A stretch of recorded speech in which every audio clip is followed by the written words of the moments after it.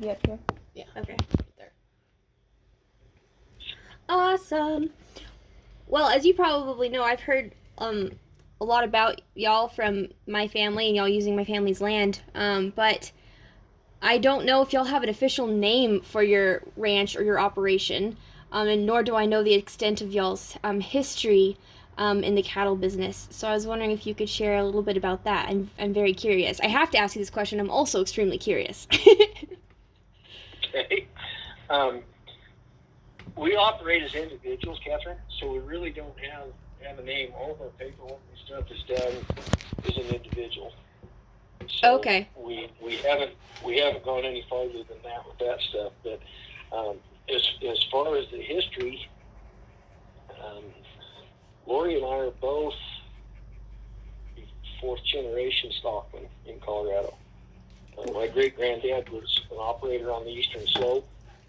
Did a lot of farming and raised some horses down there, and then Lori's family all started pretty much on Pians Creek, and we're cattle people down there. So it's just something that we've done forever, and both of us grew up in it, and now our kids are in it, our grandkids are in it. That's really cool. Okay. Awesome. And y'all run how many cattle? It varies a little bit. This year, JC and Brittany, they run in common with us. They run a few cows, and then they draw a paycheck on the side too. But as a family, we're running just shy of 350 mother cows this year. Cool. That varies a little bit. It's down just a little bit now. Okay. Okay. And do y'all have a mission statement for your operation? No, we don't. We probably should, but basically, Catherine, what it boils down to is we're trying to do stuff as efficiently as we can for the bottom line, so we can continue to operate. We're mostly a lease operation. We've got a couple of sections of deeded ground on the Eastern Slope that is family. You know, it's where I grew up, and then we have a forest allotment up here that is tied to that place in Rama, and then the 20 acres here at our house that's irrigated, and then JC's little place, and the rest of it is all lease stuff. You know, like your place. And Right. We're trying to keep the bottom line ironed out and best we can every year, so we can keep operating. You know, and in the environment that we're in right now, that's what we have to look at. Simply because we are so much lease ground. If we pared things clear back to what we could run on stuff that we control, it would probably be a third maybe of what we've got total now. So, and 100 head of mother cows is not going to keep two families alive. Yes, sir. Would you consider incorporating a mission statement if you were able to get to 300 head of cattle without the lease land?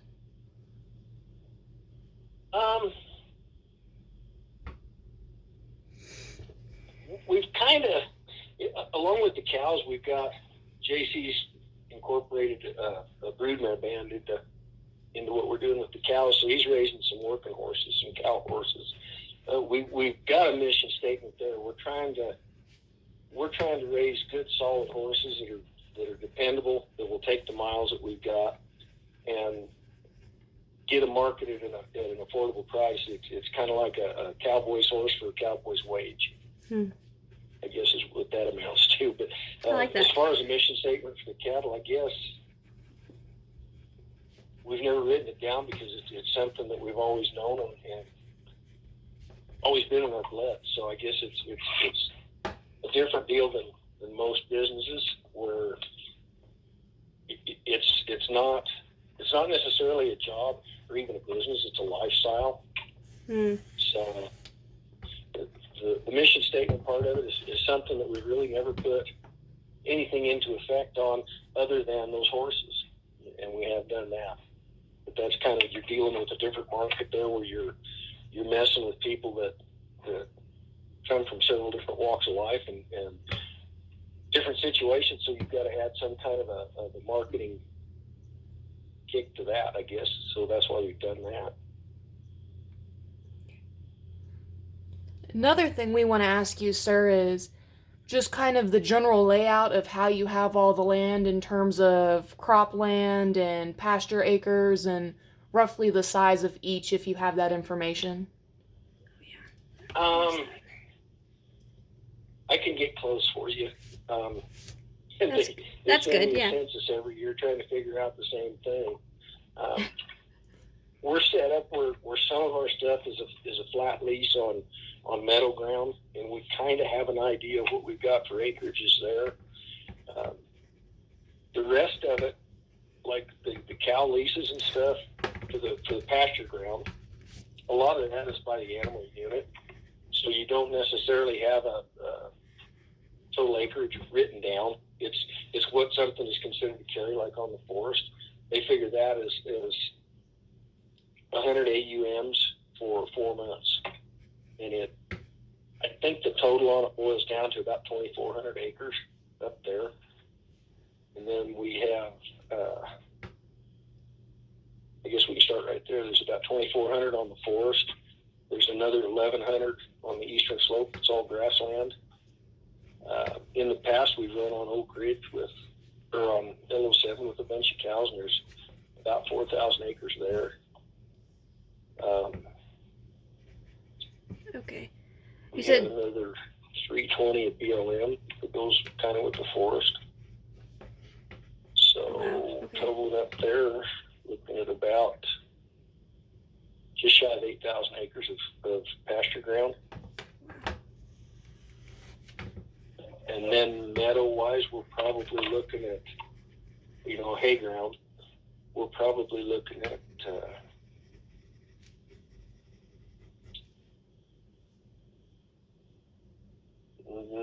maybe 500 acres, not quite 500 acres.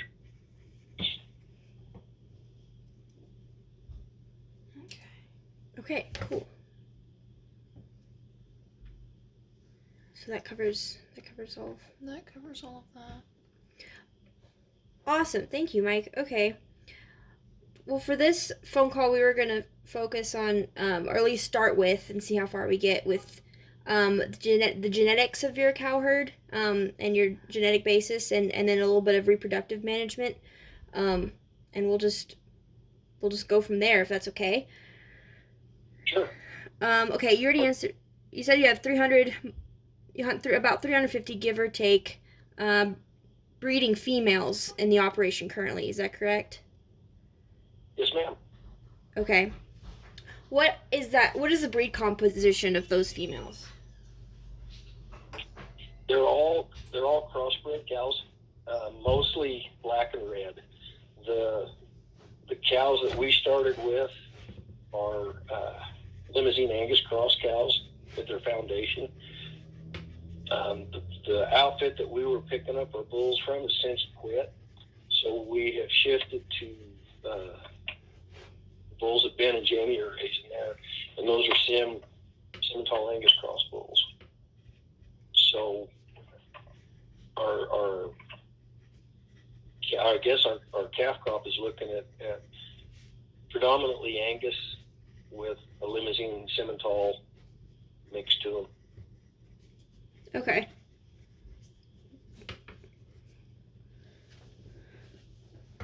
Do you have a rough estimate of the different ages of all your breeding females, your virgins, first half heifers, and mature cattle?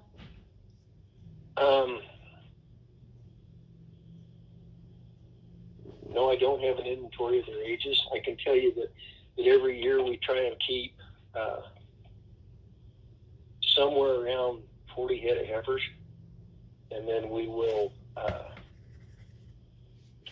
we'll prune out whatever old cows or cows that we aren't producing like they should. So we keep peeling them back, and there's generally a cow by the time she's 15 here, if she hasn't called herself out prior to that, then she's gone at 15. So I would suppose that you could go down through there and it's probably a pretty even split if you look down. A pretty even split in proportion of all those different ages? Yeah. Okay.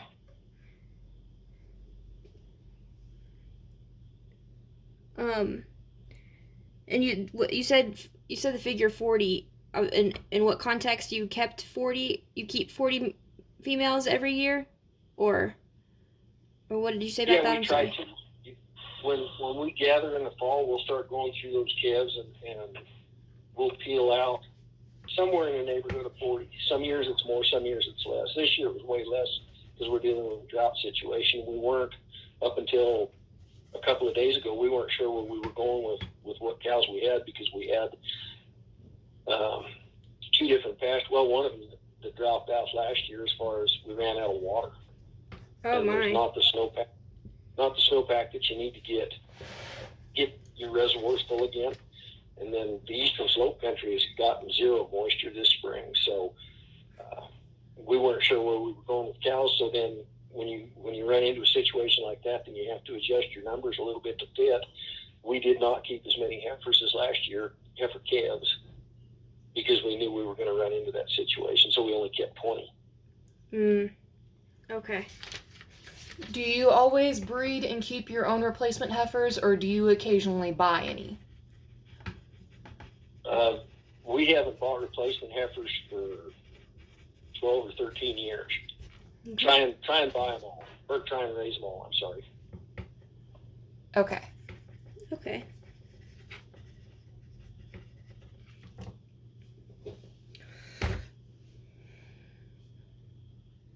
What is the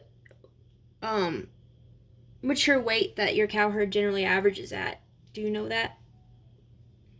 We try to keep them around 12, but it tends to get higher than that. I think we're working back toward that. That's our target weight right now.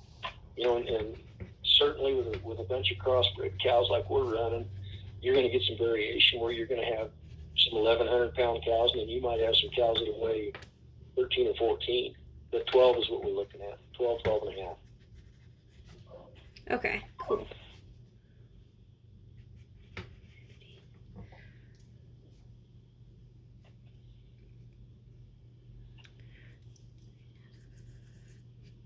Worry about that later. I've answered that one. So when you do retain females every year to replace your cow herd, what are the selection criteria that y'all base your decisions off of?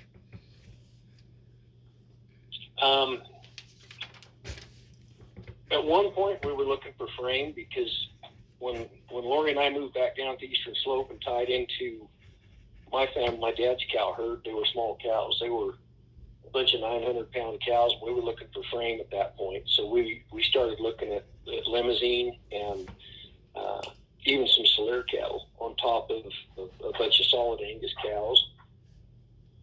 Once we got the frame we wanted, now we're looking more at depth, milkability, and disposition. Depth and what? I'm sorry? Pardon me? Milking ability and disposition. Milking, okay. Sorry. Continue, sorry. and fertility on them. You run into a problem a lot of times with Limousine cattle that they don't breed back real good as 3-year-olds. So we fought that battle while we were running a lot of Limousines. Now we're not so much anymore, but we don't have near the problem with our first calf heifers coming back bred while they're nursing their first calf. Do you have a range of EPDs that you like to stick to, or do you incorporate those at all in your operation? No, we don't use any kind of EPDs. Once again, a commercial herd, it's something that as close as we get to that is in our bull selection. Okay. You know, we look at that in our bulls, but as far as our calf crop and stuff, no, that's not something we deal with.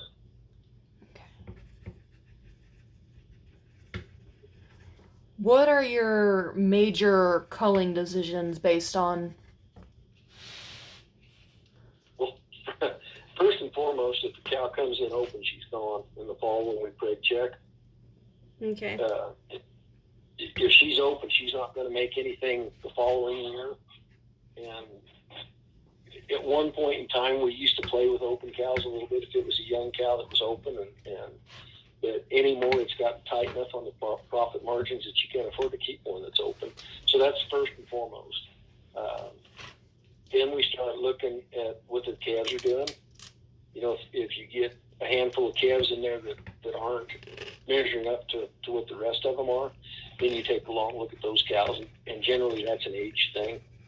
Your old cows pretty well get themselves pruned out there, either there or they're open. Then you start looking at problems, you know, if you see a bad bag or something that you're not happy with, or a bad eye or something like that, those cows are going to be gone. And you said you call all of them at the age 15 regardless of anything else? As a rule, we do. There's always exceptions to the rule. In fact, looking through these cows this spring, Kevin, I picked up 3 or 4 16-year-old cows, and the reason that they stayed is they've done an excellent job up to this point, and they showed up bred last fall and got missed. We didn't look at them hard enough, and they ended up spending the winter here, and realized that this spring, when you're looking at them every day and several times a day, there's a handful of old cows here, but they've got good calves on them, and if there's been a situation where you have a young cow kill a calf, or get stepped on, or something happens to that young cow's calf, we will pull one off an older cow and graft it, and then get rid of the old cow. Okay. Potential grafting. Okay. The next question we want to ask you is, do you keep the bulls on your farm? Do you purchase them, or do you purchase the semen instead? No, we do no AI in here. Everything, we generally will pick up bulls as yearlings, and we'll use them that first year, and then they stay until they're generally 6 maybe. Sometimes they'll go at 5 if they've got a poor disposition or something, but the bull thing, we watch probably closer than the cow situation on them. And in this country here, where you're dealing with a lot of brush on your summer country, and sometimes your summer country is a long ways from home, you don't mess with an old bull that's going to give you problems and brush up and not come out and fight and be stupid. So they get here as yearlings, and they'll stay till they're 5 or 6. And I missed, did you say that you raise them or you buy them? We have raised a few bulls over time, but most generally they're purchased bulls. Okay.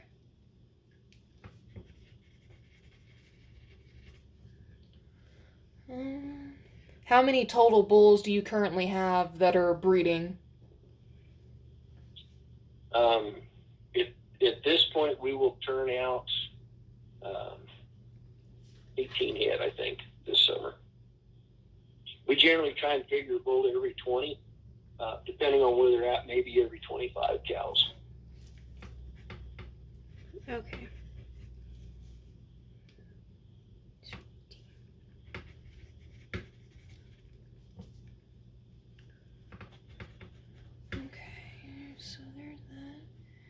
Do you have a specific breed composition of your bulls that you try to aim for?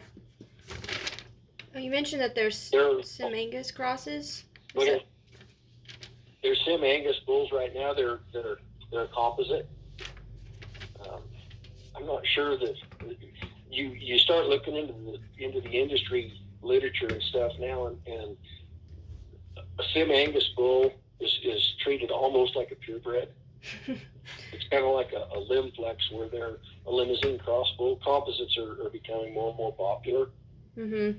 So the bulls that Ben and Jamie are raising are generally, they're an Angus base with a percentage Simmental. You know, they could be anywhere from quarter bloods to up to 7/8 Simmental.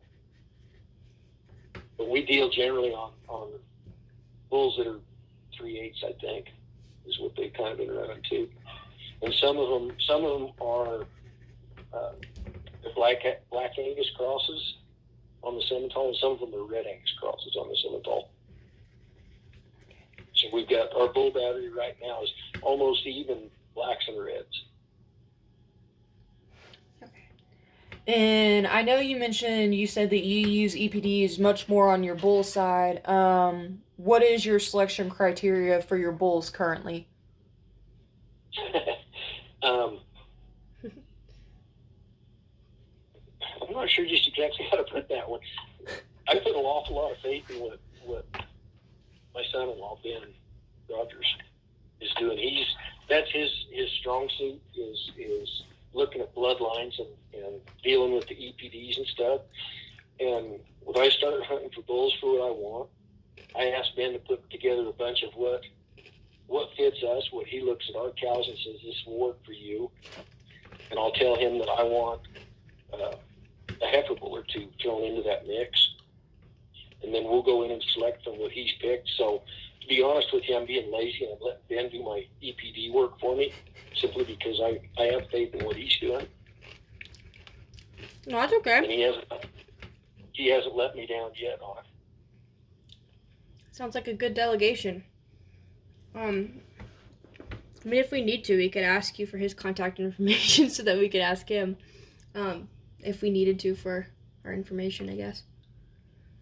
Ben would be a good one to visit with when you start getting into that kind of stuff because he's a wizard with the bloodlines and he likes to play it. Yeah. For a long time, he was running straight black cattle, and then him and Charlie decided they were going to start raising a few red bulls. So they're playing with a red Angus bunch of cows, breeding them back Simmental. So that's why our bull battery's red and black right now, simply because that's what they're doing, and we've got a soft spot for the red cattle. So we've gone and hit both sides of what they're doing. Okay. Are we in the meeting? Yeah, we're in mating strategies. Okay. So on your mating system, do you? I guess that kind of goes into the crosses we were already talking about. But what type of mating system do y'all use? Straight breeding or crossbreeding? Well, it's crossbreeding, but no, everything will be crossbred. And when we're sorting cattle up to go with different bulls, what we've done in the past is that bunch that goes to the forest.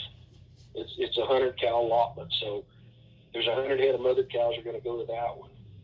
What we've done in the past is we've selected mostly red cattle to go up there, and then we put red bulls with them. And then the cattle that have gone to the eastern slope, we sent mostly black cattle with black bulls down there. Oh, okay. And then what's gone to LO7 has kind of been the jackpot bunch. Whatever's left over that we haven't selected for what we're doing, a specific program, they go to the LO7 and they get sent. Generally with black bulls up there, our bull battery's getting farther red, so it's been a mix of bulls up there. They've either been red or black.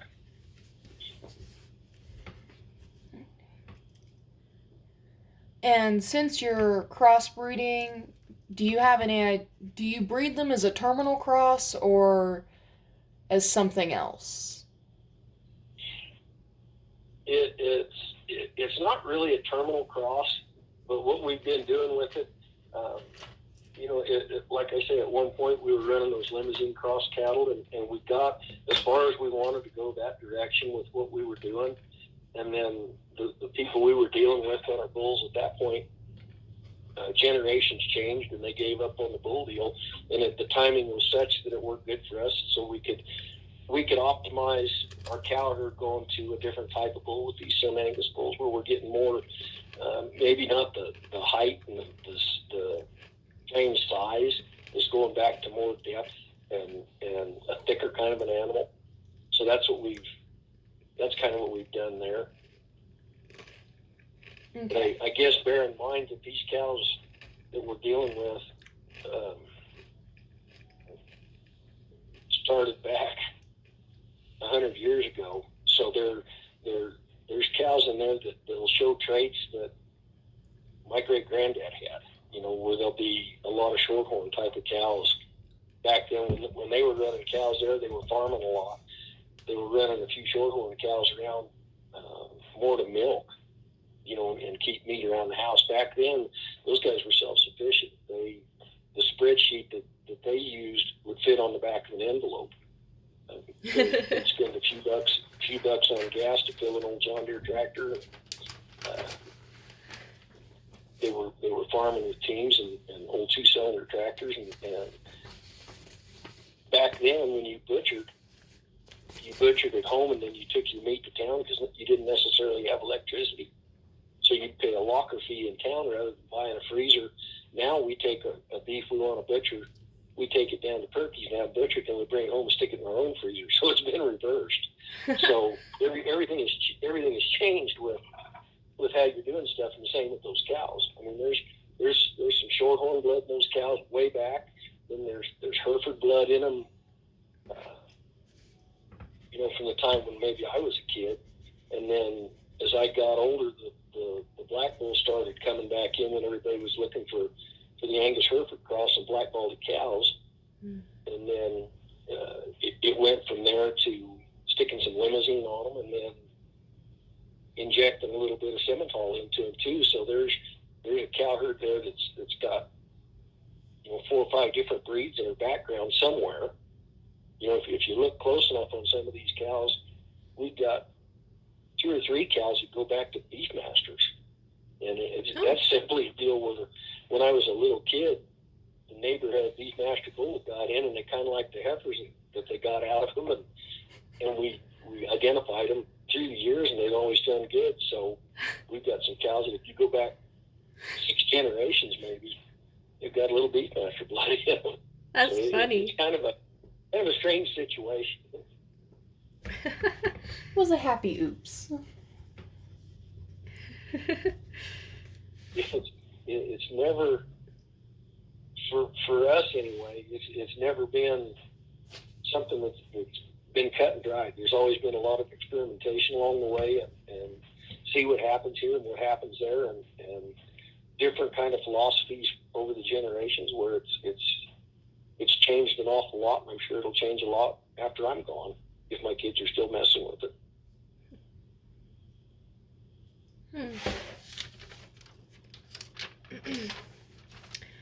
Alrighty.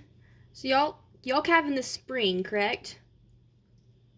Yes, ma'am. We start calving the 1st of March, and we're generally done. We're done by mid-May.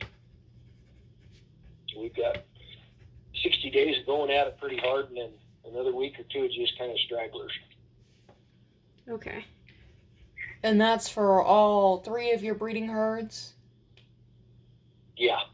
Okay. Yeah, they're all on the same program.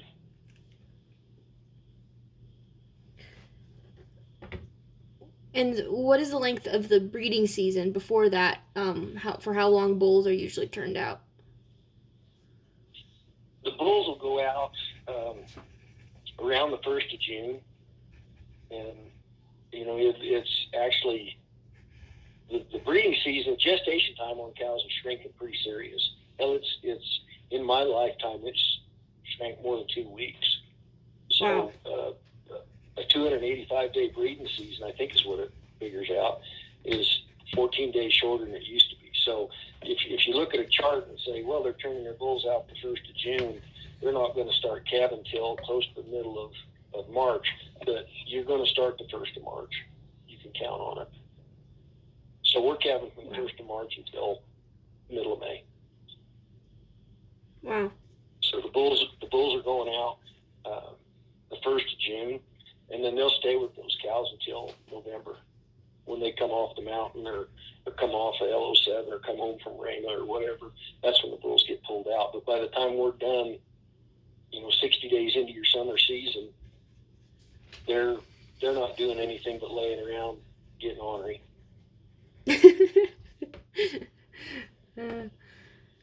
That's where the disposition thing comes in. If they're off batching, they quit the cow herd because their job's done. They go brush up in the Quakey somewhere and get independent. And if you've got 7-8-year-old bull out there that's been independent for 3 or 4 months, or 2 months, I guess, in the summer, then when you go to gather him, he decides he's not ready to come off, and you end up fighting him, and that turns into a pain. I mean, sometimes I've spent years where we haven't got the bulls gathered back until the first of the year, simply because they chose not to come home until the snow was deep. Oh my. So that's why you don't mess with a bull any longer than we do. Some guys do. A lot of guys on the plains, down on the eastern slope, those guys will run bulls until they're 8-9 years old, and they're still breeding at that point. But they're in a situation there where they don't have to root them out of somewhere, and we've got to deal with them and change their mind, or not have to change their mind. I mean, they've got to want to cooperate. If they're old, they're not going to want to cooperate. I didn't think about that. On average, would you? That's where more. We were talking about Ben. Looking at his breeding program and stuff. That's where the big difference between operations lie. Ben is a wizard with that kind of stuff. Our strong suit is more stockmanship and knowing what a cow's thinking and what she's going to do and how to treat her to get along with her and make her work, rather than trying to breed everything into him. Does that make sense to you? Yeah. An environmental management component, more emphasis than on the genetic origin, I guess. Is that what you're saying? Yeah. Yeah. As far as genetics and stuff go, that's why I delegated to Ben, because he's better at it than I am. But by the same token, we pride ourselves in how we handle cattle and how we make stuff happen. Oh, Catherine, you've watched the sort pairs. You know what it looks like. Those cows just about work themselves. That's not by accident. That's by teaching those cows to behave that way. If they come out and they see you come and we're working pairs there by your house, they see us coming, they're going to start heading for that gate, and you have to prod them and help them a little bit. But that's where that comes in. Is you teach them and know how to handle them and know when to crowd them, when not to, and that's our strong suit. So. It's in different outfits are different. I mean, you talk to some guys that are purebred breeders, have run Hereford cattle all their life. They may do it exactly the same way we do, and have a better handle on their genetics than we do. It's a business that whatever works best for your situation and for you is perfect. There's no set rule on this is what you're going to do and this is what's going to make it work. It's whatever works for your situation. Right. That's probably as clear as I can state my thought there. Well, it's fun watching y'all work. It's pretty amazing to see. So that makes sense. On average, would you say that the majority of your cattle calve in the first, middle, or last trimester of their breeding season or calving season? Yeah.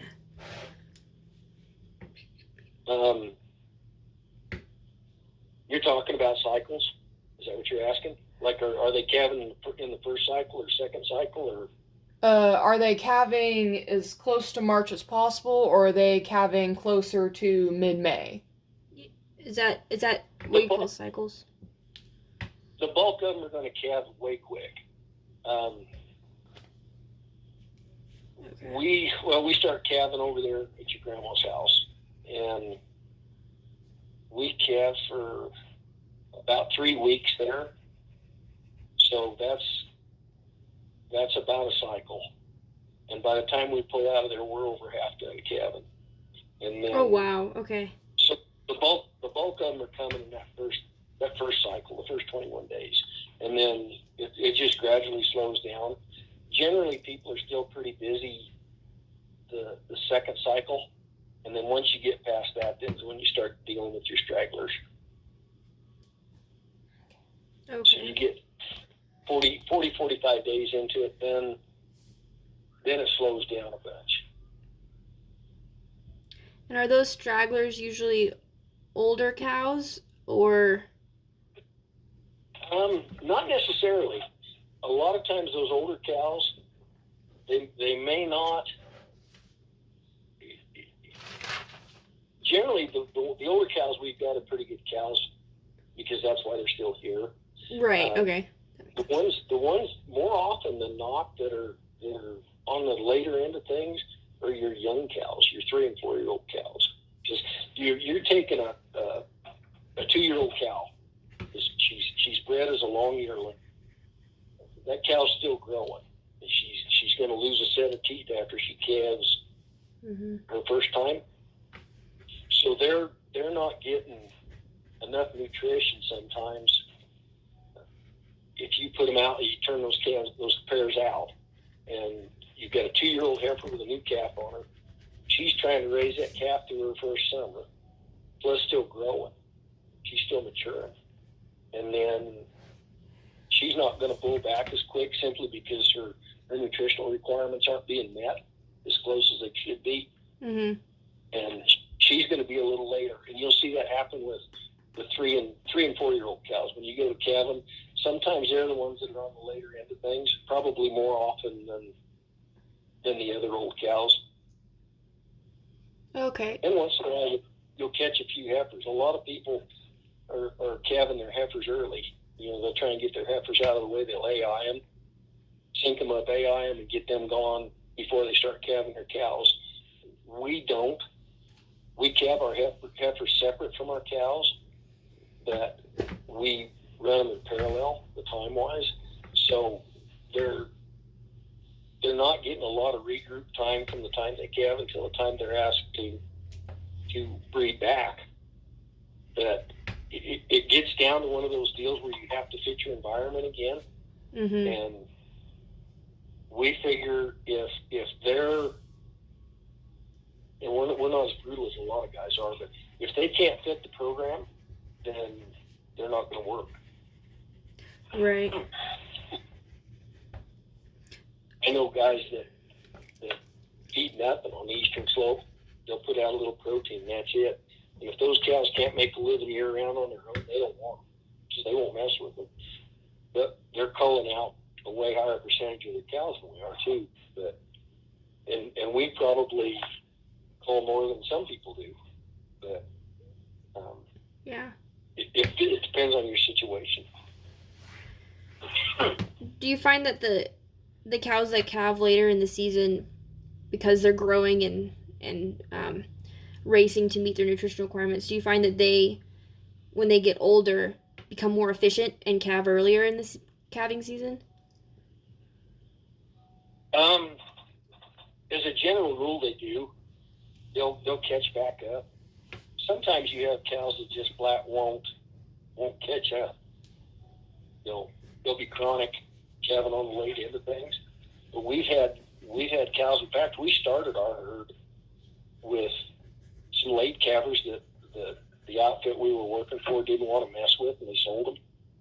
And Lori and I bought them as weight cows because they were late, and those cows all caught up and went ahead and made cows for us, and that's what our start was before we went back and picked up my dad's cow herd after he passed away. Oh wow, okay.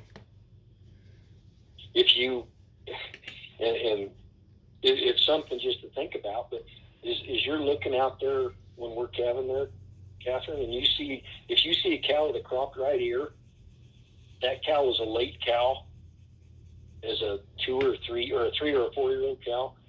Wasn't quite bred up on time, that had a monster calf on her. And it was one of those deals where when they come through the chute and we preg them, if they're late or open, we'll crop it right here on them. And you look at that cow when you're done and you've got them all sorted up, and you got your weigh cows sitting there that are opens that are going to go, and your bred up cows are you're turning them out the gate. You look at that bunch and you say, damn, that cow had a pretty good calf this year, or maybe she's had 2 really nice calves, but she's a little late this year. And you think you second guess yourself and you keep her. And if you look out there, there's a handful of those cows in that bunch that have got a right ear cropped off of them, and that's what's happened. They were cows that, by the book, should have been shipped, but you thought, well, pretty nice cow, one more year and try her. And she worked out. Okay. You know, Well, that's good to know. I've got a 15-year-old cow or two out there that's got an ear crop on her. That's cool. Wow. That's where the living in them and not treating them as a business but as a lifestyle, that's where those kind of decisions come in. Mm-hmm. And Yeah, sometimes they're maybe not the best decisions, but they're the ones that you have to live with, and generally they work out. yeah. That's cool. Okay, where are we? Okay. All right. Okay, so for when you breed the cow herd, do you do any estrus synchronization? We do not know. Okay. I didn't think so. Everything's natural, so they're turned out, and when they bull, they just start bulling. It's generally a green grass thing. Once they hit that green grass, they start cycling. If they're in good enough shape, they'll cycle right now. And that first 21 days, that's why you get the bulk of them so fast. Wow. It's happening. And I know you keep mentioning that you do preg check your cattle. How often would you say, and when is the average? As far as what are we pregging out, or because we preg once a year. When we come home in the fall, we'll set up a date, usually in October or November, and we pregnancy test all these cows. And generally, I think an average on them is you're going to preg out between 5 and 10%. And those are going to be cows that are mostly, they're either just old or something happened. You know, they may have a cyst in an ovary, or they might have had a little afterbirth that didn't get cleaned up and they didn't cycle right, you know, when summer hit. Or, you know, there's a variety of reasons for it. Sometimes you can't pin it down. You think, boy, that's a nice bunch of cows, are in good shape. They should be breeding up, and they don't. And it's just one of those things that makes you scratch your head at night in the fall.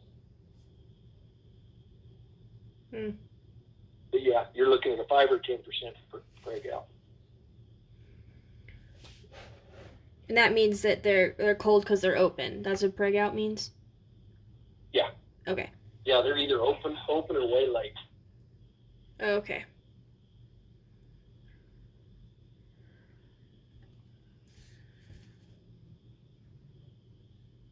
Okay. Is this for this breeding season?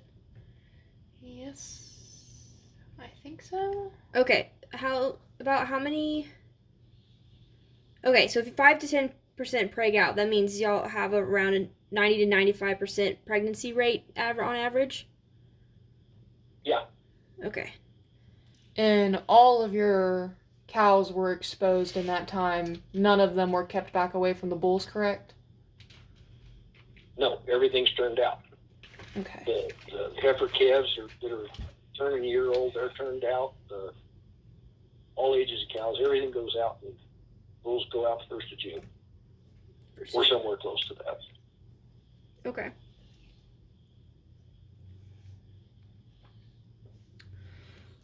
Okay.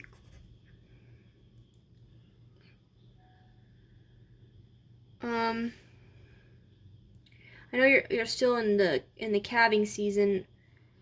About how many Mm, yeah. How many dead calves do y'all usually see? Is there an average, or is it complete? Is it very variable? Probably. It's variable, but you can. For us, we generally we'll run around a 95% calf crop when we get done calving. A 5% death loss isn't uncommon. Some years it's better than that. I think this year we're probably looking.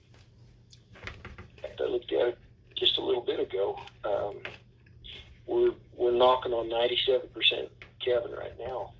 Nice. Some years, if you've got a bunch of cows calving and you have a case of scours come through, if something bad happens, you can lose 10% of them. You can be looking at a 90% calf crop. I've seen that happen. Once in my life, I've had a 100% calf crop. Wow. So that's over a period of damn near 50 years. I've seen it once. But Wow. Generally speaking, if you can hit 97, you're pretty good shape. 95 is probably more the norm. 90 is a possibility for us, the way we operate in this country.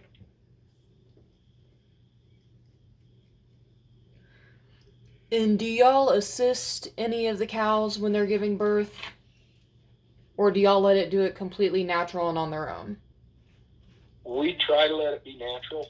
We go to the barn with nothing unless they have to be played with.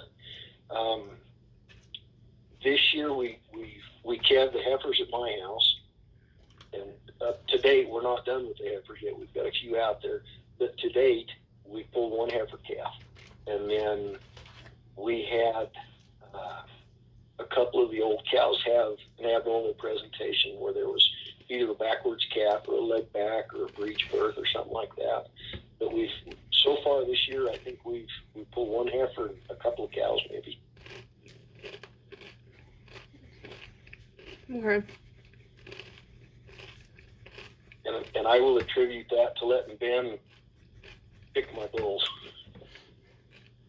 Because our heifers we've been extremely lucky with since we've been working with Ben. Okay. Awesome. Okay. And I think I know the answer to this one, but this one's asking about where you calve, you said you calve your heifers at your place, and then during the first 21 days of the breeding season, y'all calve out at my grandma's place, and then you move up to the mountains. No, there's another. The heifers that calve at my place are right here by my house on that field with the wheel line, the irrigation line on it. Yeah. And then the cows, when we finish up at your grandma's with those cows, there's another trap down there that's about 25 acres, about the size of the one that's there at you guys' place. And those cows will go there. And what we're doing there is we're keeping those cows on fresh feed or fresh calving ground, and it helps with scour problems. Mm-hmm. So they'll go to a trap at my house, and we'll either finish up there, or if we start running into a problem, there's another little pasture another meadow that sits just east of our house. We've gone in there before when we've started to see a scour problem. What we did do at one point when we were working for Wakara is we were moving cows to fresh ground every 2 weeks, and we'd start on the river bottom with them, and we'd calve for 2 weeks, and then we'd pick all the heavies up and leave the pairs, and those cows would go to a different field, and they'd calve there for another 2 weeks, and then we'd pick up all the heavies and once again leave the pairs, and we kept rotating those heavies around, kind of like crop lambing a bunch of sheep, where you're moving your heavies away from your pairs. And then that made a huge difference on that outfit. But we were dealing with more numbers too. We were calving about 600, 650 cows there. And we'd ran into scour problems bad, so we started moving the cows off away from so they were always on clean ground. And when those calves hit the ground, they weren't picking up 2-week-old or better pathogens in the ground that were causing problems. Okay. Does that make sense to you? Yes. Yes. We have learned about calf scours and all that good stuff. So. Calf scours can be one of those deals that is almost as heartbreaking as larkspur on the mountain. You wake up in the morning, and if you're running in a bad span of that stuff, you wake up in the morning and hope you don't count dead ones. Oof. It can happen. You can run into scours and hit a calf so damn fast he'll look good in the morning and be dead by evening. Yikes. That kind of ties into our next question of, out of your 95% or so calf crop, how many of them make it to the weaning age? That's changed over the years. It used to be where you could say you killed 5% of them on the meadows while you were calving. You could count on another 5% on the mountain to various problems. Primarily pneumonia. What we've done probably for the last 20 years, maybe longer than that, is we've gone to a live vaccine, a modified live vaccine at Brandon. So we just branded a bunch of calves a couple days ago. Those calves will get vaccinated for about 4 different kinds of respiratory disease, and you don't have near the problem in the summer. So of the calves that come off now, we may lose another 1, maybe 2% through the summer. That's probably on the high end. We've had a lot of years where we've come off without losing anything in the summer. Wow. And then you run into another problem. 2 years ago, we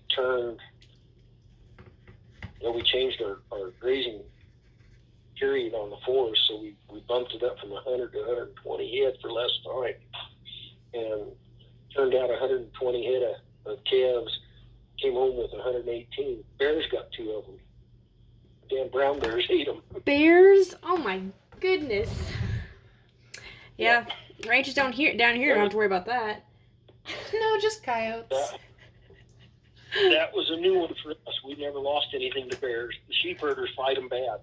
And we've never had a problem, but we had one old black bear up there and he was old. One of the neighbors saw him get one of those calves. Oh And I don't know if he died that winter or somebody shot him or what happened, but last year we never had a problem.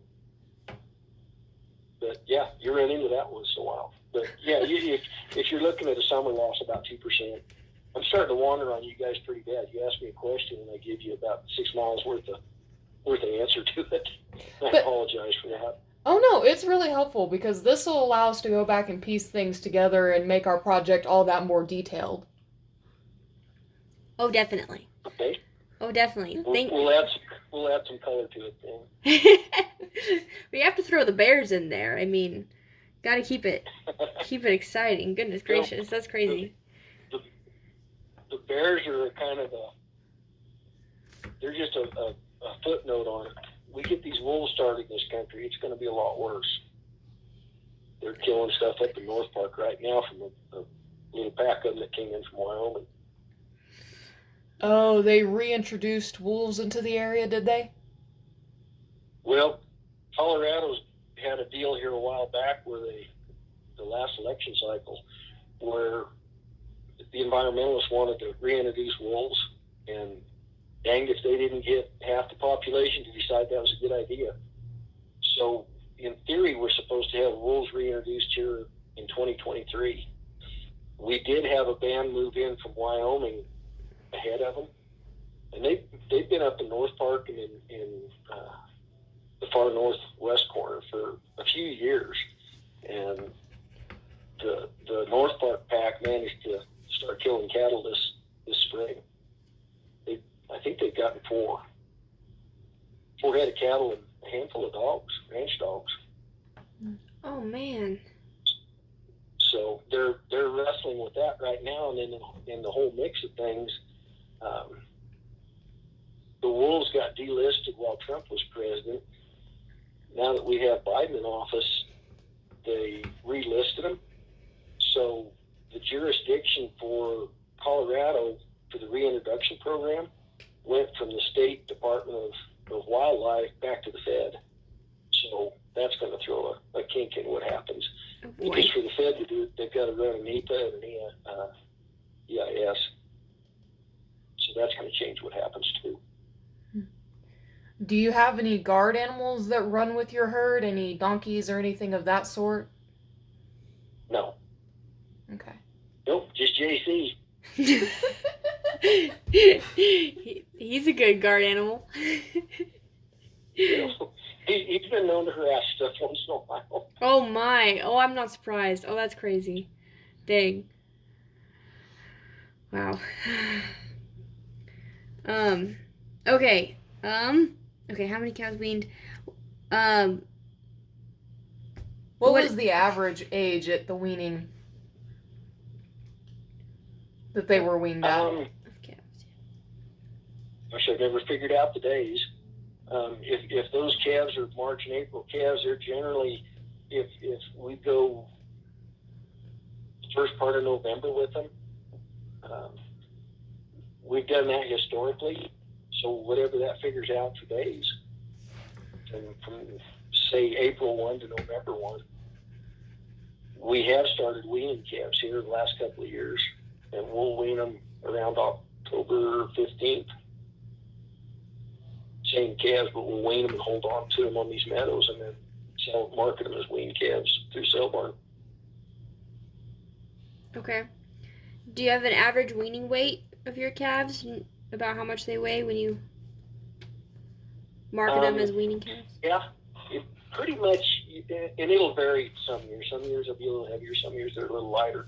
But as a general rule, those calves, the steer calves on them will weigh 6 1/4. That's kind of our target weight right now, which is also something that's changed. When I was a kid, if you sold 500-pound calves, that was huge. How different are your... Oh, sorry. Go ahead. How much is the difference between your weaning weights between your steers and your heifer calves? About 25 pounds. Okay. The heifers will be 25 pounds back, usually. Okay.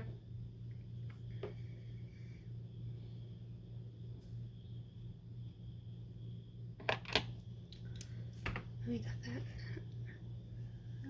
And that's just figures from what we're doing. I mean, there's guys around that are going to wean a lot heavier calves than that. I've watched a couple of loads of bins go out in the past that are weighing close to 680. It's a little different kind of a situation where once again you look at the bottom line. These cows of ours are going to winter just about on straight hay. You know, a lot of guys are putting out protein tubs or some sort of protein supplement pretty early in the fall, and they'll keep on it until they turn them out again in the spring. The only time we use a protein supplement here is generally December, after the meadows have froze down and there's not any green feed left underneath.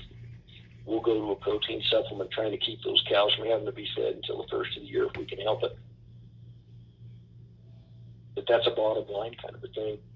You look at it and say, do you want the extra weight on those calves, or do you and put the extra feed in them, or do you prefer making those cows work for you? That's how JC puts it. He looks at it and says, I'm making those cows work for me. I'm not working for them. So Yeah. that's, and I know guys on the eastern slope that will take it to so far and extreme. Those are the guys that are culling huge amounts of cows because they're not putting anything in them. If one outfit down there had a motto that if it rust, busts, or depreciates, I won't own it. So they're turning their cows out, and the highest piece of equipment they've got is a cake feeder on the back of their truck. And they'll take those cows a little bit in the winter, and that's it. So they really make their cows work for them. Wow.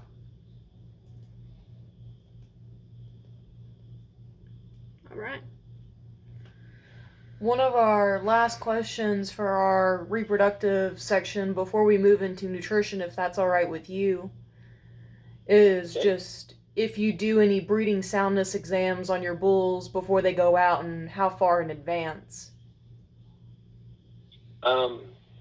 We'll fertility test everything as yearlings, and that will happen a month maybe before we turn them out. And then every year we trick test bulls, and it's for trichomoniasis. And I don't know if you're familiar with that or not. It's a disease that'll bulls carry it, but it'll create your cows abort calves early in pregnancy, and then it sticks with older bulls. The younger bulls will clean up, but what it'll do, and it happened in this country. We saw it here, and I think there's an outbreak in Utah right now. You'll show up in the fall to preg, and you may preg out 30 or 40% of your cows. And what's happened is they've gotten trick in them. Oh man.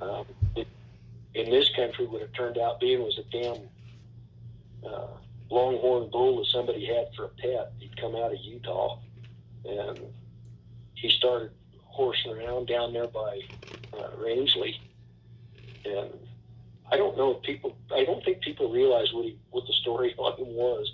But at one point he ended up clear up here. He was up Little Beaver, and somebody hauled him up. He was a yard ornament for somebody, I think.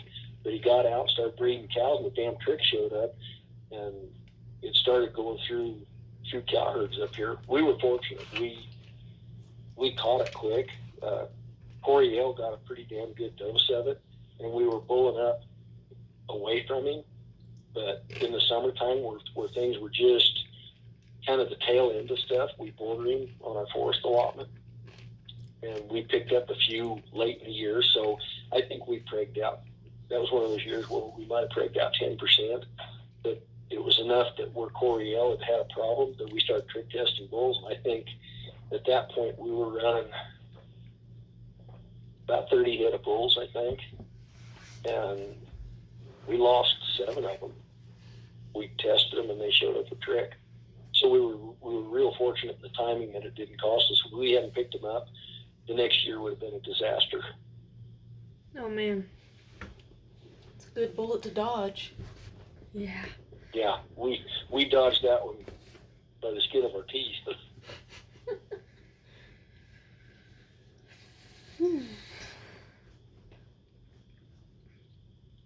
Okay. All right. We've gone through a lot of questions, and now we have a nutrition section talking about your forage program and stuff. Are you good to go for that? Sure. Awesome. Okay, so we already got the acreage. Yeah, we got how many pastures and the size. Because it's just the 3 different pastures that you've divided out, correct, sir? It has been. This year we're throwing a whole different thing at it. This year all of these cows are going to go over toward Rifle to the forest allotment over there, simply because of the drought. So they're all going to be together other than the yearlings. The yearlings will be bred up somewhere else, but they'll all be together on a big allotment. I think that damn thing's like 21 sections or something over toward Rifle. Oh wow, okay. So that changes. But yes, generally it's been three herds. Okay. Um, so if it's a forest allotment, the kind of forage out there is just like native grasses. Yeah, it's I can't even tell you. There's some mountain timothy in it, tea vine, several different kinds of fescue. Yeah, it's all native grasses. Okay. So in a normal year, when you have the three different herds, what are the forages that they're on? Yeah, on our in our land and y'all's land. Okay, well, you're talking about the summer, right? Um, What they're raising through the summer. yes, through the summer, and then yeah, we'll talk about the winter time too. Okay, the summertime, the bunch that goes to the mountain is it's a greener, taller feed, certainly more moisture, and to be honest with you, I can't tell you all the grass types that are on it. I'm not sharp enough with all the grass types up there, but it's a much lusher, taller feed. The bunch that goes to Yellow 7 is a drier kind of a feed, but you still see certain amounts of wild timothy in it, brome. Wow. There's probably some wheat grasses and such up there, but it's a different kind of a feed.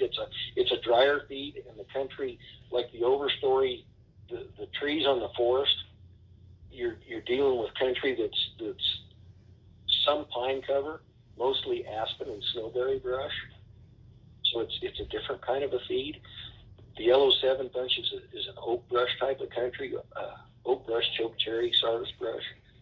The actual elevation isn't a whole lot different, but the way it sits, it's a drier kind of a feed. And then you get to the eastern slope, and you're dealing with mostly blue grama, some buffalo grass, several kinds of wheatgrass, and then you run into cool season grasses where you look at crested wheat and needle and thread grass. And I guess the reason I can answer that for you better than the mountain type grasses is that's where I grew up. So I had a pretty good understanding of all the grasses that were there. And to be honest with you, there's enough different kind of grasses up here that I haven't taken the time to study them all and know exactly what I'm looking at for all of them. But it's the grass, as you go down in elevation, your grasses tend to be a little drier, and then you get to the eastern slope where the elevation is a little bit lower, but actually that place down there where those cows are running sits on the divide between the Arkansas and the Platte, and the elevation there is just a little higher than Meeker. It's just about what the mesa is, about 6,500 feet. But it's a different kind of a climate, so it's a short grass country. Oh, interesting. Which is not as filling, but higher in protein. And that's the eastern slope that you're talking about? Yeah. It's in Elbert County. In what county? Sorry. Elbert. It's about halfway between Lyman and Colorado Springs. Okay.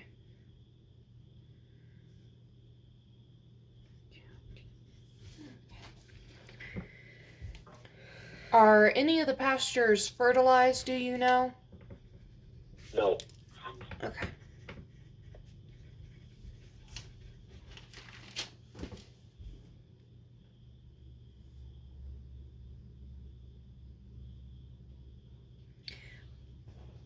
What is the pasture on my grandma's land? What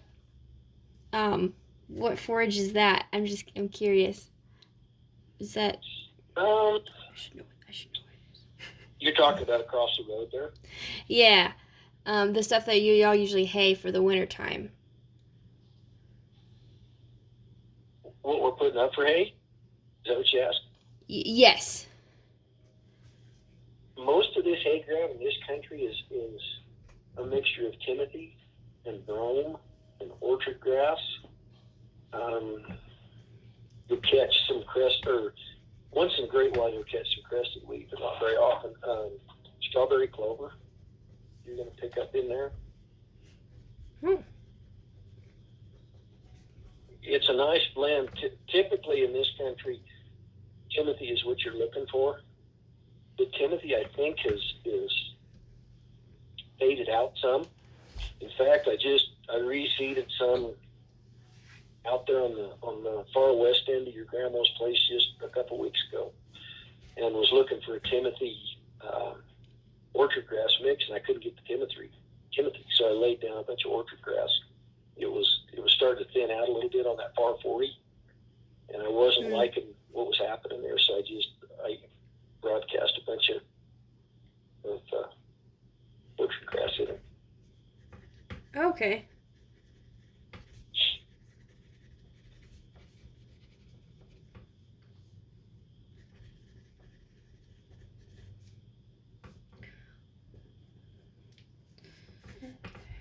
Okie dokie.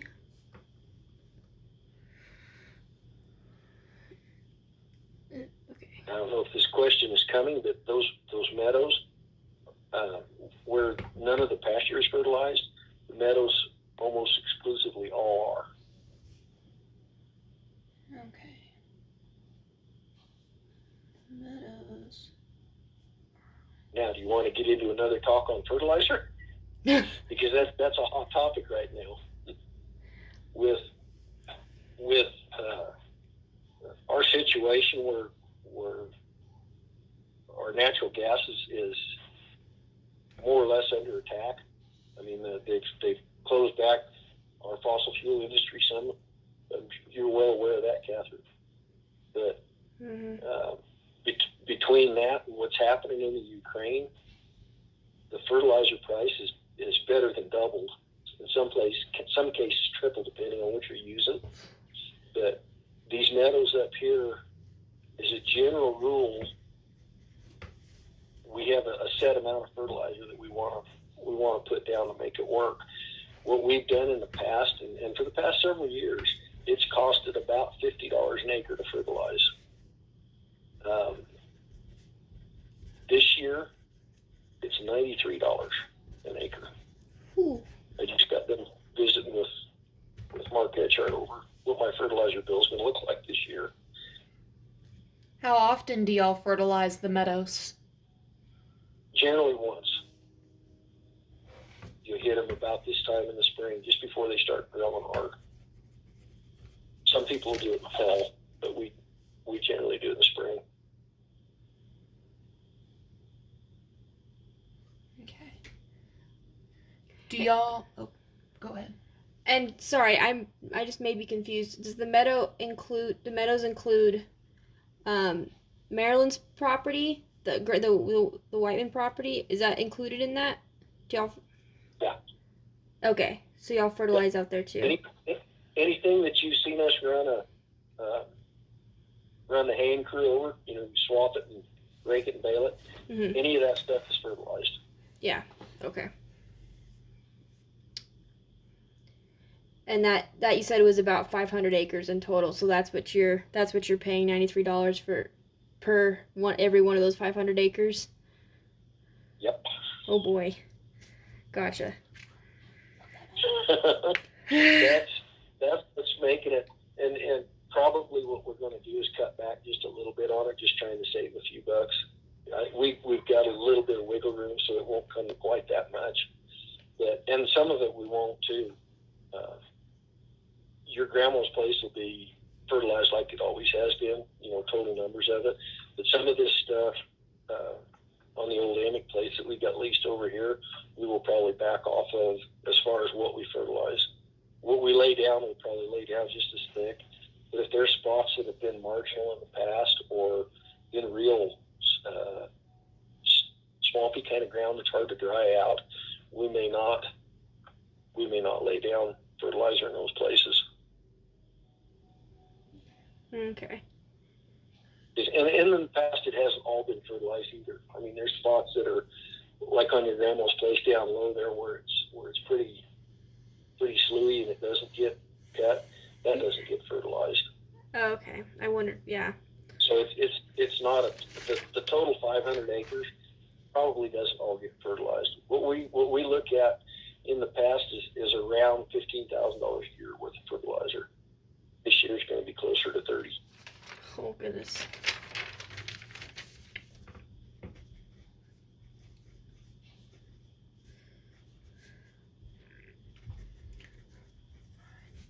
One of our other questions is if there's any specific grazing strategy that y'all use, or whether or not y'all just turn them out and let them have a free-for-all. We rotate just about everything, whether it be the forest or the deeded ground on the LO7 or the stuff down home. I'm a big proponent of rotational grazing. If you can go in and you can work something over hard and then get out of there and leave it alone. I've watched over my career what that's done, because I've seen guys just, they may have a pasture that'll hold 50 cows for the summer, and they'll turn them in there, and sure enough, it'll hold them for the summer. But I don't like the results of it. I like to see things better than they were, and if you rotational graze, it's been one of those deals that's worked real well for us, and we've worked hard with the Forest Service over the years. You'll get better results from it, and they're results where you can actually you can take pictures of country, like creek banks are a big example of it. If you see a creek bank in a pasture, generally on the forest is where you run into this. That is a wide, kind of a shallow stream. If you're careful about how you graze that over a period of years, that stream will narrow up. The grass that grows along the edge of it are called sedges. They're a sedge variety, and that'll keep building your banks, and it'll narrow that stream up, and it'll shade it and cool it, and you'll start getting little brush growing along them.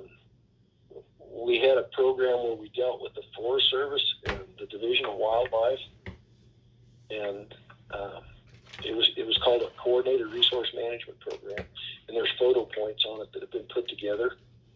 But Lori and I got nominated for an award through the I can't remember what the hell it was. It was a Society for Range Management, and we ended up, over what had happened through that rotational grazing stuff and how we were timing grazing. Lori and I picked up a national award for that here a few years ago through the Forest Service. Wow. And the pictures and the paperwork that goes with that is amazing to see what had happened to pastures over a 30-year span. Yeah, it was a lot of fun. Wow. We got to go out and give presentations of it around the state. Yeah, we were celebrities for a little bit. Wow, that's cool. How many of, or let me rephrase it like this. Out of the piece of land, how many pieces, like, have you divided it into for your rotational grazing? Like, how many pastures do you have per piece?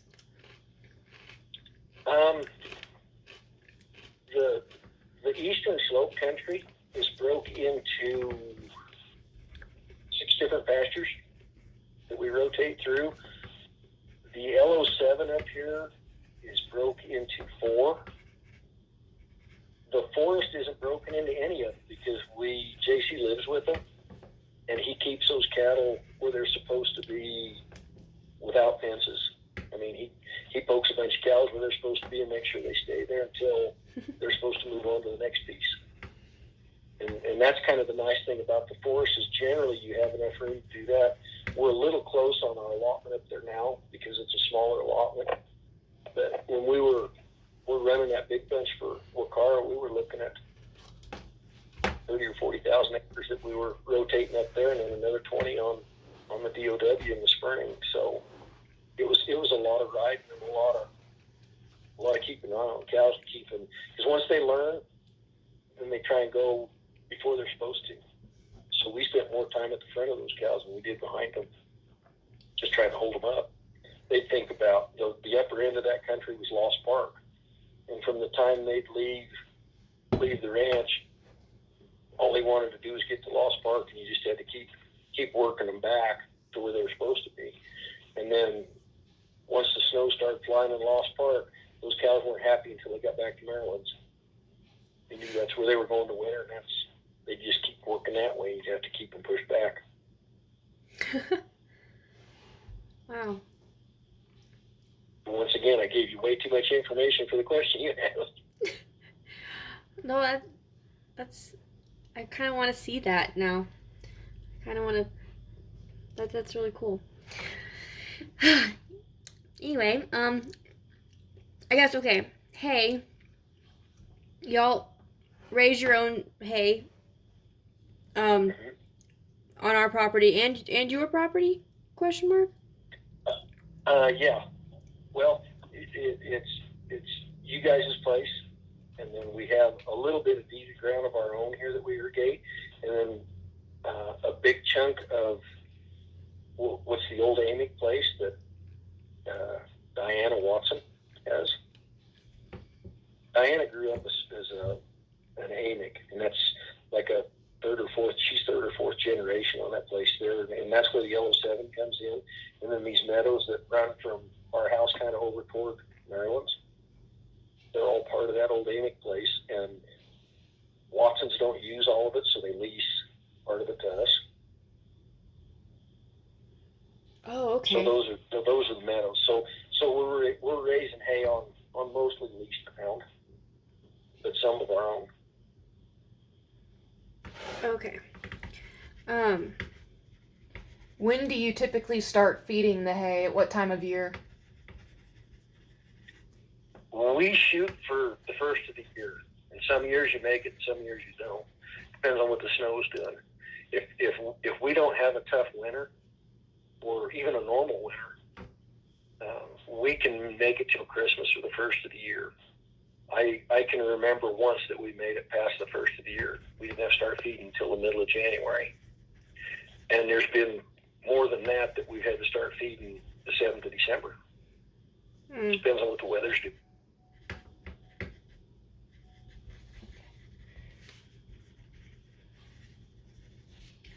And you were listing the different types of grass that is typically in the hays and the meadows. Is that the same for all the places, or does each of them have their own composition of grass? It's near the same, but you'll have a change in composition within the same field.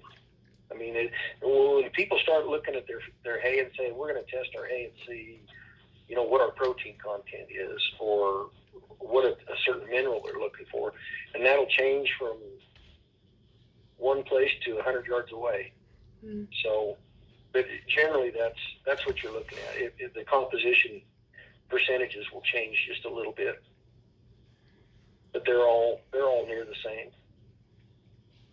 And do y'all test your forage on a yearly basis, or? No, we don't. If I were as efficient as I should be, I probably would.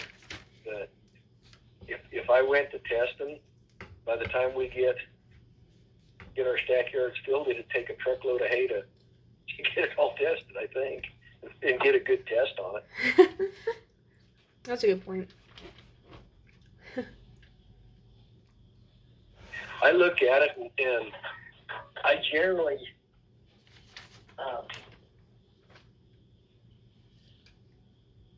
trying to pull some paperwork down here while I'm visiting with you. I generally look at a chart. I don't have a college degree, so most of my nutrition I learned from an old guy on the eastern slope that ran a feed mill. And I look at what I'm looking at for different types of feed, say orchard grass. I've got it listed on a chart that came out of a sheep handbook. The American sheep industry put out an excellent handbook 40, 50 years ago that broke down all the stuff that you needed to know to be a sheep outfit. And part of it was a nutrition deal, and it gave what you were looking for as far as crude protein, total digestible nutrients, energy, that kind of stuff in different hays or different feeds. And I reference that a lot. And I look at what I'm looking at in my hay, what it should be running as far as protein, and then figure out where I'm at for like what a cow needs. You know, a cow in mid-pregnancy is going to need about 1.25 pounds, 1.5 pounds of crude protein. So I look back through and I say, well, I've got 10% protein in this feed. How much of it do I need to get to that 1.25 pounds, 1.5 pounds of crude protein? And just figure from there. So, you know, depending on the weight of your cows, as a general rule, we feed about 24, 25 pounds of hay a day. And that meets what they need, barring really cold weather or cows that aren't quite in good a shape as you'd like them to be in. Does that make sense? Yes. Yes.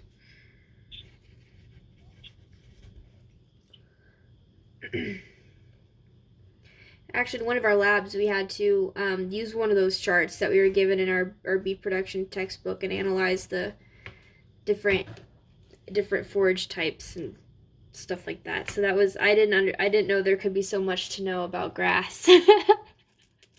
I looked at it and I was like, it's green and it's brown.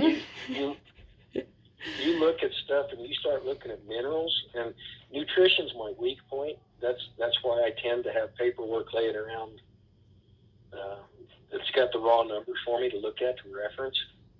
And I wished I had some nutrition classes, but the more I dig into it, the more confusing it gets, because you start looking at differences in hay, differences in the ground that it's grown on, what minerals are sitting there, which ones are beneficial, which ones are pain. Like this country here has a shortage of copper. We've seen herds up here that have displayed serious problems from a lack of copper. When you get right down to it, it's not necessarily a lack of copper, but an excess of molybdenum. And what it does is it ties up your copper. So your cows aren't getting the use out of the copper that they should be getting. But by the same token, if you don't feed the copper, you get in trouble. So consequently, you go out and buy a bunch of $1,000 a ton mineral and hope your cows will eat it to get the copper. And sometimes that you're fighting the wrong problems. I mean, if it's a molybdenum problem, I question whether you don't need to figure out a way to eliminate that rather than worry about keeping the copper in them.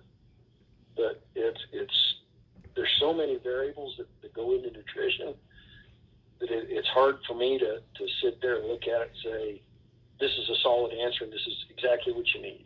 Because right. I think that sometimes it's not exactly what you need. You're getting close. And then you start talking to feed salesmen that are trying to sell you that $1,000 a ton feed, and they're going to tell you all kinds of stuff to make you think, well, we need to buy that feed, when right. maybe that's not the case. The best person I've ever dealt with on that stuff was this old guy on the Eastern Slope that ran a feed mill. And to look at him, you'd never know it. You'd never believe that this guy could be a nutritionalist. And he had an ancient book. It was the Red Book of Feed Nutritional Feed Guide, Red Book. And that guy he ran a pellet mill and he made cake. And he could make cake for cows out of anything. But he would go through and do the math on it all, find out which feeds were cheapest, and then he could make cake that nobody else could match. And I've never seen anybody even come close to him except this mill and Craig. And these guys are making a pretty good cake. But he's hitting all the right nutrients. He throws in a mineral pack, or he did. The man's passed away now. But he'd throw in a mineral pack, and he could make a cake out of anything from wheat to sunflower seeds to millet to whatever you had. And he could make it work. And you could see it, these cows. The first year we came back, it was an excellent test. All the cows that were on the ranch up here that on Wakara have been the same situation for years. They'd fed this native hay up here and they salted them, no mineral. Just, that's what they were doing. Those cows that came up from the eastern slope, the reason I stayed through the winter and didn't come up in the fall with them is because I had a bunch of feed left down there to use. So I spent the winter with those cows, and they were grazing out, and I was caking them. And when we calved that spring up here, I guess that was one of the years that I had 100% calf crop. I didn't lose any calves, but the calves that were raised up here, or cows that were raised up here, lived up here, we were like 93%. We took a pretty good beating on them. And it was all a nutrition thing. It was a difference of how those cows had wintered on the eastern slope out as opposed to how the cows had wintered here on the hay. It was kind of an amazing test. Oh, wow.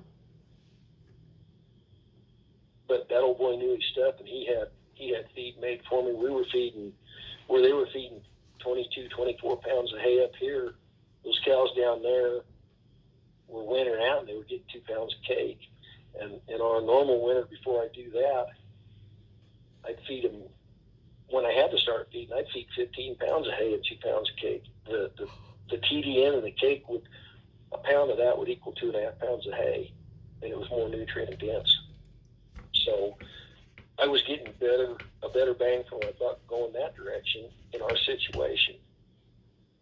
So I was using that old boy's knowledge to my benefit, and it was helping my pocketbook and it was helping my cows. But situations change and things change, and we don't feed near the cake we used to. We feed our replacement heifers a little cake in the winter. And if we happen to be raising a few bulls, what we did this year is we bought bulls from Ben, but we bought them as weaned calves. And we fed them here at the house, and they grew up on alfalfa grass, first cut mix, and about 3 pounds of cake a day. They're not going to be quite as big as the ones that go to the feedlot, but I guarantee you they'll hold up better. That first summer, first fall when they come home, these calves won't look like they've been hammered to death as much as the ones that went to the feedlot. Do the same job. But Okay. it's a little more labor intensive too. To feed cake? Yeah. Yeah. Yeah, you're hand feeding that. Lori goes out in the morning with a bucket of cake and cakes those little bulls, and then later on in chores they get their hay, so they've had a chance to clean their hay up. And the nice thing about that is when you go to gather those bulls, when they're stuck on the mountain in the brush somewhere, they're going to be a whole lot easier to deal with too. Because you've been hand feeding them. Mm-hmm. That makes sense. Okay, back to the minerals. Do you provide minerals? Or is it year round or just seasonally? We use through the year. Generally, we'll use a cobalt salt. It's a blue block that's higher in cobalt than the other varieties, unless we have a foot rot problem, and then we use a salt that's called Eddy. And don't ask me what's in it because I don't know, but I know it helps on foot rot. What did you say it was called again? Did you get that? Eddy, EDDI. Eddy, okay. It's a trace mineral salt with Eddy added to it. I'm not sure what that Eddy is, and I haven't asked questions because it's worked. That makes sense. But if you have a foot rot problem, we'll go to that a little bit, and then we will provide a high copper salt or mineral to them from the first of the year until they start calving. So 60 days, and that is supposed to get their copper content in their blood back to where it's supposed to be. Okay. And it seems to be working. We haven't had a copper problem for several years. If we can keep them eating it. This year was strange. They didn't eat that salt here, or that mineral here as well as they have in the past. Interesting. So I'm not sure why. If what they were looking for was already in the feed this year, if it naturally occurred in the ground, or if everything was the conditions were all right, but it didn't need it, I'm not sure. Are those the only minerals you feed? Yeah, that's it. It's the stuff that we use is a Purina Wind and Rain. I think they call it Complete 10, and it's got way more in it than just the copper, but it's got a lot of phosphorus. It's got some calcium in it, vitamin A, copper, selenium, I believe, and then there's a salt mix in it too. I mean, that salt's there to help regulate it, I think. But I think it generally runs about 15% salt or something. I don't know. I've looked at the label a million times, and I can't tell you.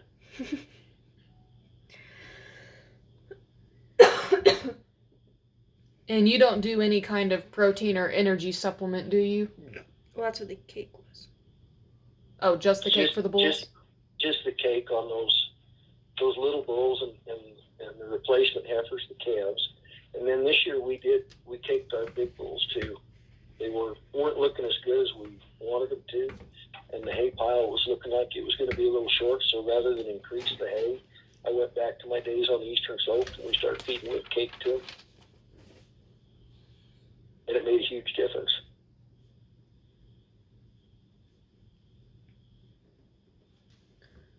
And that was to your older bulls, is that what you said? Yeah. Yeah. Yeah, I fed more cake this year than probably I have since I've been up here. Oh wow. It's because the drought. one of those years with, yeah, mostly it's that and the hay prices. I mean, the hay production was off a little bit last year, and we ended up buying a little over 100 ton. The hay was so damn high that if you could find it, it was just as cheap to buy the cake. You know, when you look at the